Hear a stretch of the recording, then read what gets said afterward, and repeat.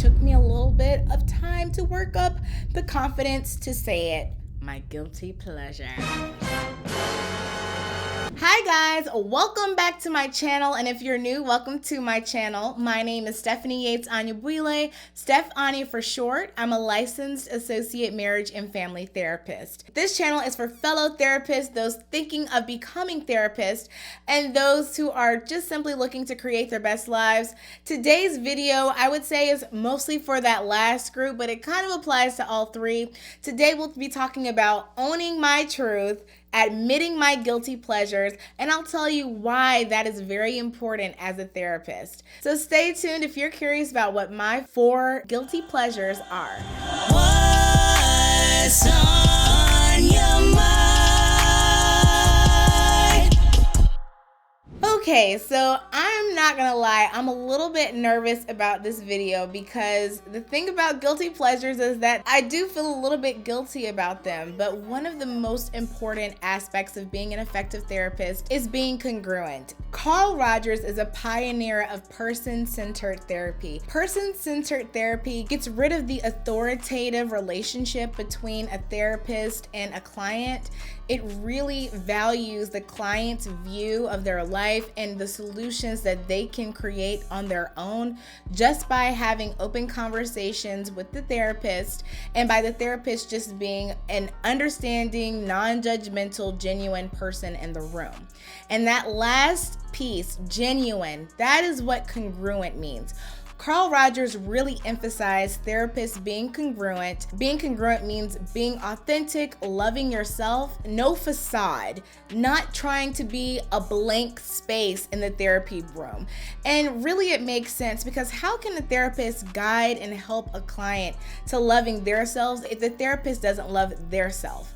And so today I'm going to be owning aspects of myself that in the past have honestly made me feel like maybe I'm less competent. It's made me think maybe I'm basic, not smart, and not credible. But the reality is that I'm a whole person, and I can both be scholarly, I can be a good therapist, and I can like some of these things that other people will roll their eyes and turn over in their graves about.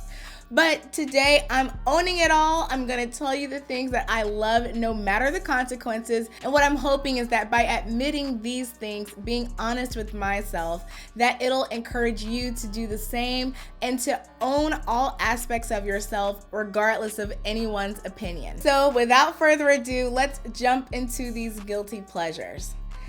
The first one, Twilight. I know people hate Twilight, especially the movies. I just see so many people hating them, especially when they first came out, including even the actors in the movies. But you know what? I don't agree with any of those people. I love Twilight. I read all of the books. I've seen all of the movies. I own the movies. I had the hard copies and I got the digital versions just to make sure I couldn't lose them. And for me, it's just something about that narrative that really sticks with me.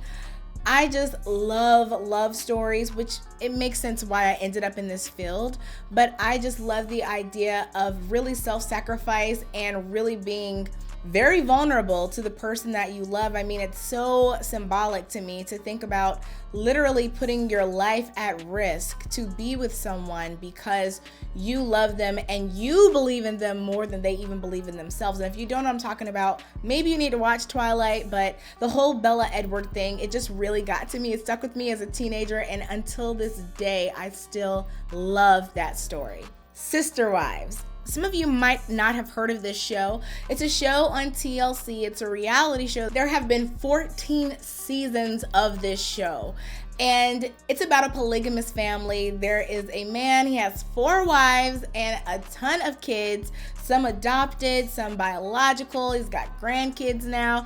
And I have not missed an episode of that show in all 14 seasons. And people think I'm crazy for watching this show, but for me, it's about seeing those family dynamics. With such a huge family, I'm able to really see what it's like for a parent to have different relationships with all of these people. And keep in mind, I started watching this show when I was in college, before I even knew what marriage and family therapy was. And if you want to see a video on how I discovered marriage and family therapy, I have a video that I'll put here in the cards. But it's a wonderful way for me to just see families being families, and I love seeing unique family dynamics. It's something that has always resonated with me even before I knew marriage and family therapy was a thing. This has been my passion, just to see families interact with one another, and then to see how a person can navigate 4 different marriages at once. I just find it all fascinating. And so this is another guilty pleasure of mine that I know people are still to this day questioning why I watch that show, but it taps into all of my geeky, nerdy marriage family obsession, and it just makes me happy to see how these families can navigate so many different dynamics and subsystems.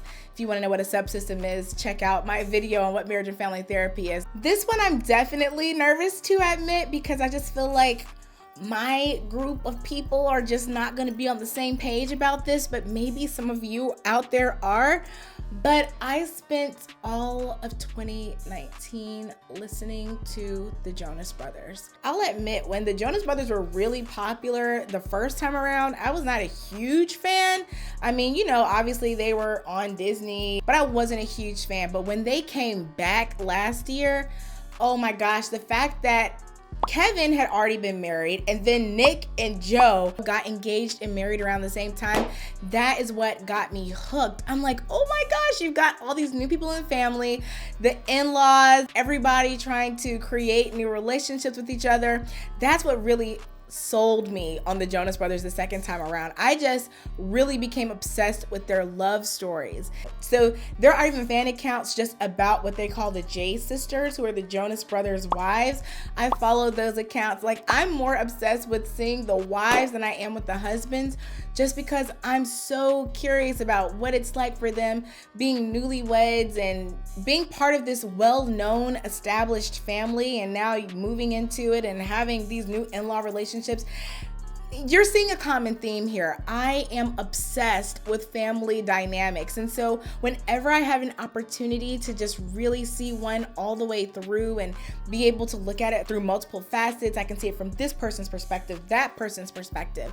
That is what I love. And that's why I love the work that I do, because this is seeing people's real lives, you know, and actually being a part of their journeys and their own families.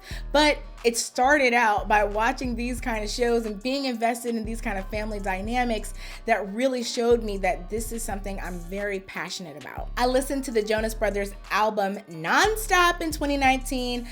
The song Hesitate that Joe Jonas wrote about Sophie Turner literally brought me to tears.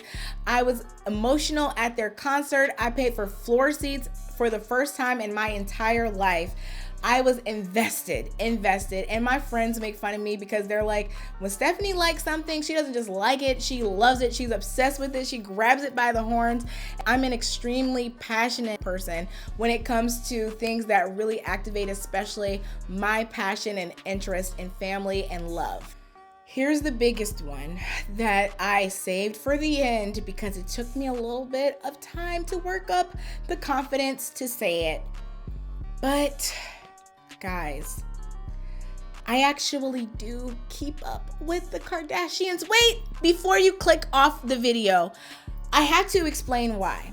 Keeping Up with the Kardashians has been on since I first started high school. And the whole concept of this show was just so unique to me. To see a family actually sharing their dirty laundry on television. Now, I watched other shows before them. I watched Newlyweds with Jessica Simpson and Nick Lachey. I would sometimes watch The Osbournes, but other shows that came out before Keeping Up with the Kardashians. But they had me hooked because of all of the different family dynamics. I mean, they were just so crazy.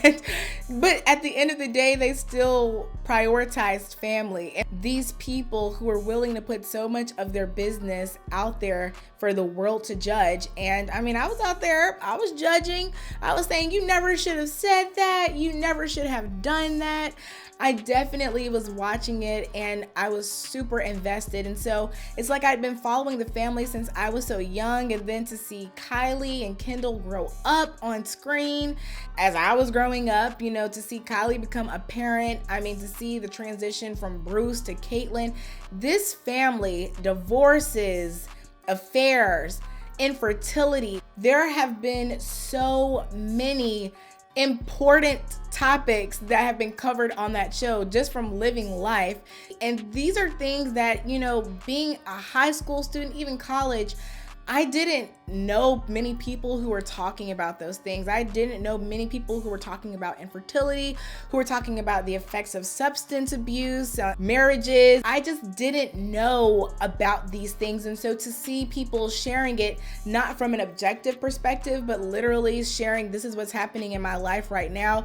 I'm pregnant and my boyfriend cheated on me while being pregnant right before I delivered. Like, this stuff to me, it's like, it seems so melodramatic, but this stuff I'm finding out as a therapist is stuff that happens to everyday people, and they're trying to figure out how to deal with it. Now, am I referencing, oh, you need to see Chloe, she handled this perfectly? No, but it's not something where I'm going to be sitting in the room shocked and judging my client, because I realize from seeing these very real depictions of people's lives that sometimes you truly trust a person, or you truly think you're doing the best thing, or you think you're being authentic, and you just don't know until you're looking back and reevaluating things to understand that maybe that wasn't the best decision.